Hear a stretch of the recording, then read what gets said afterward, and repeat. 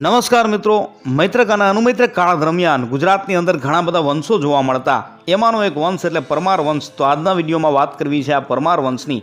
મોડાસા પ્રદેશ ઉપર સત્તા ધરાવતો સિંહક આ પરમાર વંશનો હતો. એનું રાજકુળ રાષ્ટ્રકૂટ કુળમાંથી ઉદ્ભવ્યું હોય એવી રજૂઆત એના દાન શાસનમાંથી મળે છે.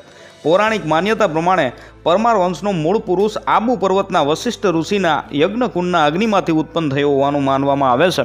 વિશ્વામિત્ર પાસેથી વશિષ્ઠ ઋષિની કામધેનુ પાછી મેળવી આપનાર એ વીરપુરુષ પરમાર એટલે કે શત્રુને મારનાર તરીકે ઓળખાયો અને એના વંશજો આગળ જતા પરમાર કહેવાના.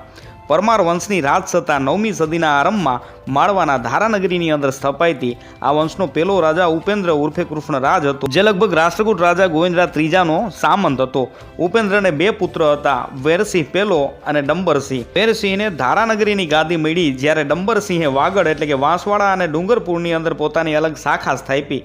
વેરસિંહ પહેલા પછી એનો પુત્ર સિયક પહેલો અને સિયક પહેલા પછી એનો પુત્ર વાકપતિ પહેલો ગાદીએ આવ્યો. વેરસિંહ અને સિયક પહેલો છે એ રાષ્ટ્રકૂટ રાજા અમોઘ વર્ષ પહેલાના સામંત હતા. વાકપતિએ રાષ્ટ્રકૂટ રાજા ઇન્દ્રલાલ ત્રીજાની ઉત્તરાપથની વિજય યાત્રાની અંદર ભાગ લીધો હતો. વાકપતિના પુત્ર વેરસિંહ બીજાના સમયમાં પ્રતિહાર નરેશ મૈપાલે ઉજ્જૈન અને ધારા જીતી લઈ છેક નર્મદા સુધી વિજયકૂચ કરી હતી.